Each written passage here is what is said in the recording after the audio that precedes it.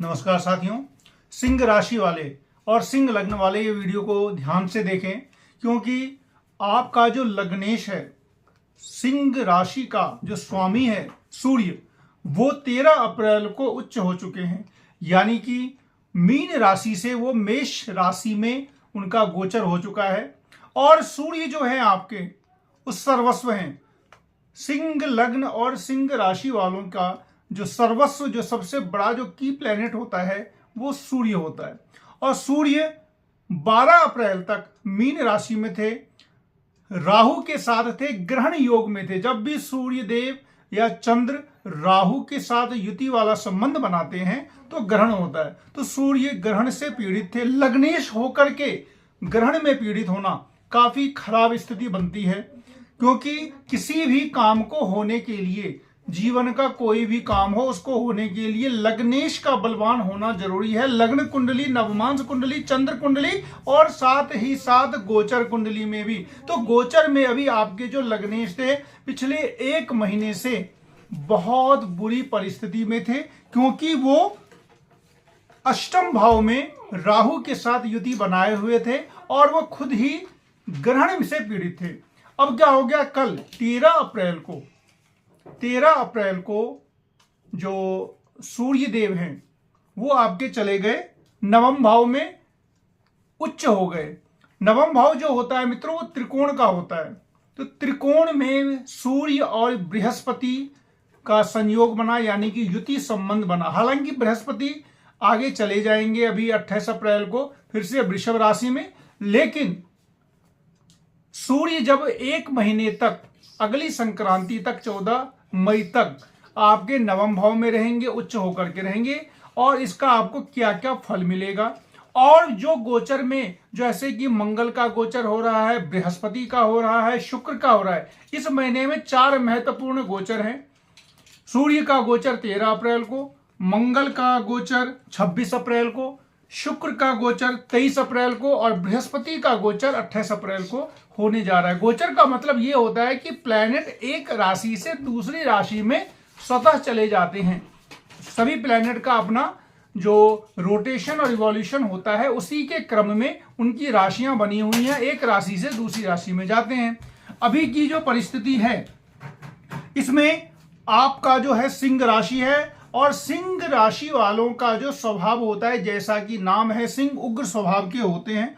अपनी प्रशंसा आपको पसंद होती है और आपके अंदर पराक्रम तो कूट कूट के भरा हुआ रहता है, क्योंकि सिंह लग्न हो गया, सिंह राशि हो गया, तो सिंह का इफेक्ट तो आएगा ही। इसके बाद हर किसी की कुंडली में कुछ प्लैनेट ऐसे होते हैं जो आपके लिए हर हाल में आपका भला करने के लिए ही बने हैं, यानी कि वो प्लैनेट आपको हमेशा शुभ फल ही देंगे। तो आपकी कुंडली में जो मंगल है वो केंद्र और त्रिकोण दोनों का जो स्वामी है, यानी कि वो चतुर्थेश भी है और नवमेश भी है, यानी कि चौथे घर का और 9वें घर का मालिक होकर के एक प्रबल राज योग देने वाला है। यानी कि मंगल आपको प्रबल राज योग देने वाला है, यानी कि कह सकते हैं कि मंगल हमेशा आपके लिए शुभ फल देंगे। इसके बाद बृहस्पति आपके पंचमेश हैं, तो त्रिकोण का जो मालिक होता है वो भी हमेशा शुभ फल ही देते हैं, और जब उसकी दशा आती है तो अच्छा फल मिलता है। अब बात करते हैं कि उस मंगल की, उस बृहस्पति की गोचर का आप पर क्या प्रभाव पड़ेगा। बात करें मंगल की, तो अभी आपका जो मंगल है वो सप्तम भाव में शनि और मंगल युति बनाए हुए हैं। सप्तम भाव में शनि और मंगल की युति, यानी कि जिस हाउस में, सप्तम भाव में 2 क्रूर ग्रह हैं, और सप्तम भाव जो होता है मित्रों वो दाम्पत्य का होता है, मैरिज लाइफ का होता है। और मैरिज लाइफ के लिए, और दूसरी बात जो सामने में जो पड़ रहा है, शनि का शत्रु का घर है, तो शनि यहां पर में ऑलरेडी पंच महापुरुष योग तो बनाए हुए हैं। शनि का अपना पंच महापुरुष योग हो गया, क्योंकि शनि कुंभ राशि में है, स्वगृही होकर के आपके केंद्र में बैठे हुए हैं। लेकिन मंगल के साथ शनि भी पीड़ित हो गया और मंगल भी पीड़ित हो गया। जब 2 शत्रु राशि एक साथ, जब शत्रु प्लैनेट एक साथ एक राशि में आ जाते हैं तो दोनों एक दूसरे से अफेक्टेड हो जाते हैं। तो यहां पे शनि का भी बल कम हो रहा है, मंगल का भी बल कम हो रहा है। तो मंगल का बल कम हो रहा है, यानी कि मंगल तो आपके राजयोग देने वाले हैं, बहुत अच्छा शुभ फल देने वाले हैं। तो मंगल के लिए क्या होगा। तो मंगल आपके 26 अप्रैल को अब चले जाएंगे अष्टम भाव में। यहां पर भी बहुत अच्छी स्थिति नहीं बन पा रही है, क्योंकि वहां पे ऑलरेडी पहले से राहु हैं, और राहु और मंगल का आपकी कुंडली में अष्टम भाव में अंगारक योग बनेगा। मंगल और राहु दोनों मिलकर के अष्टम भाव में चले जाएंगे और मंगल राहु की युति बन जाएगी। यानी कि मंगल अभी आपका इतना अच्छा शुभ फल देने वाला पीड़ित है। अब बात करते हैं कि पीड़ित है तो आपके साथ क्या होगा।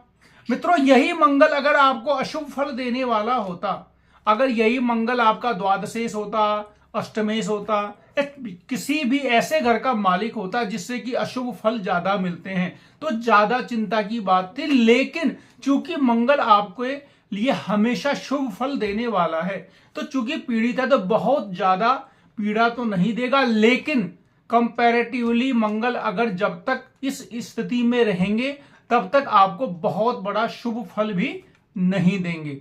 तो बात करते हैं मंगल की। तो मंगल अभी आपका जब वो चले जाएंगे नवम भाव में, यानी कि मेष राशि में। अब मेष राशि मंगल का अपना घर है, तो आपको थोड़ा सा वेट करना होगा, 1 महीना करीब। 1 महीने के बाद जब मंगल अपने नवम भाव में जाएंगे, अपने घर में जाएंगे, तो बहुत बड़ा फायदा होगा। तो मंगल से अभी आपको बहुत बड़ी उम्मीद नहीं मिल रही है। बात करते हैं बृहस्पति की। तो बृहस्पति देव अभी अपने लास्ट चरण में है, यानी कि एकदम ट्रांजिशन पीरियड में है। लगभग 13 महीने एक राशि में रहते हैं, और पिछले 13 महीने से वो आपके नवम भाव में बैठे हुए थे। हालांकि बहुत अच्छी स्थिति उन्होंने बनाई हुई थी। लग्न पर उनकी दृष्टि थी, तीसरे भाव पर में दृष्टि थी, पंचम भाव पर में भी दृष्टि थी, यानी कि संतान के लिए, स्वयं के लिए, पराक्रम के लिए, सहोदर के लिए सब अच्छी स्थिति उन्होंने बनाई हुई थी। अब क्या होगा, जब गोचर बदलेगा, तो गोचर बदलने के बाद ये हो रहा है कि वो वृषभ राशि में चले जाएंगे और दशम भाव में चले जाएंगे। दशम भाव में एक शुभ ग्रह पहुंच जाएगा, बृहस्पति।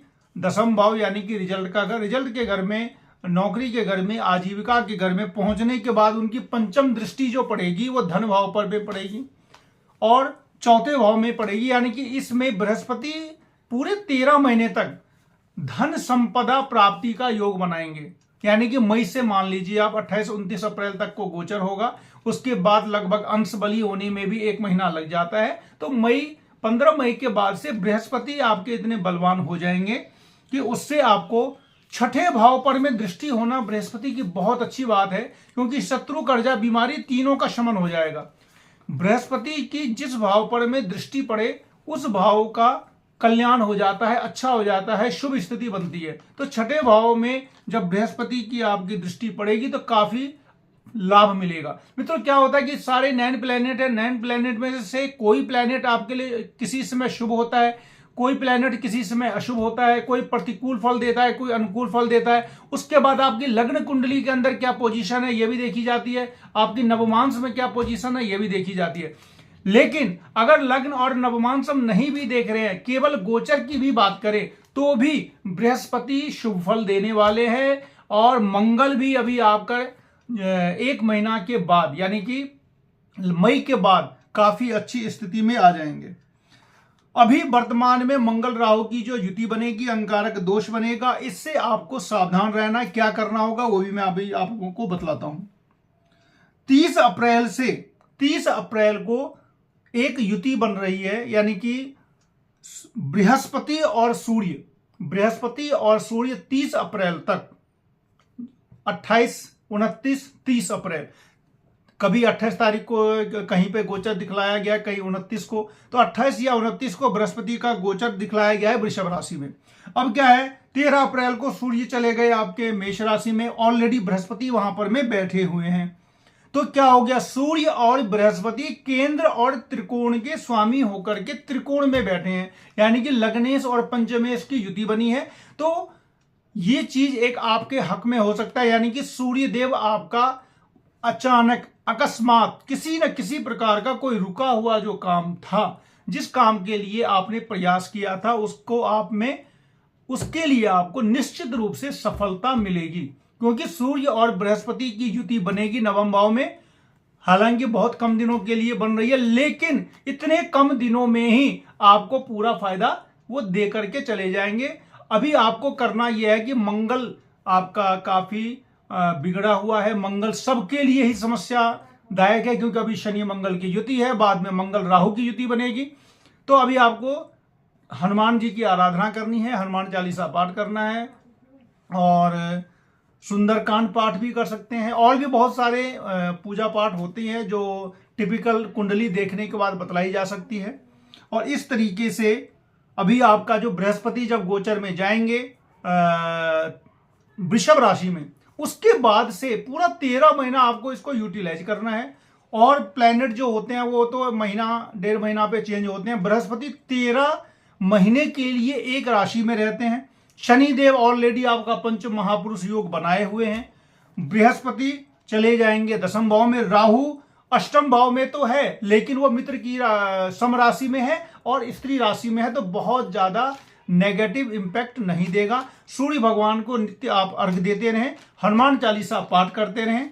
और अगर आपका दशा अंतरदशा, अगर आपका सूर्य का, बृहस्पति का या मंगल का चल रहा है, सूर्य मंगल बृहस्पति इन तीनों में से किसी की महादशा, अंतरदशा या प्रत्यांतर चल रहा है, तो निश्चित रूप से आपको अभूतपूर्व लाभ होने वाला है। मित्रों, लाइक शेयर सब्सक्राइब जरूर करें।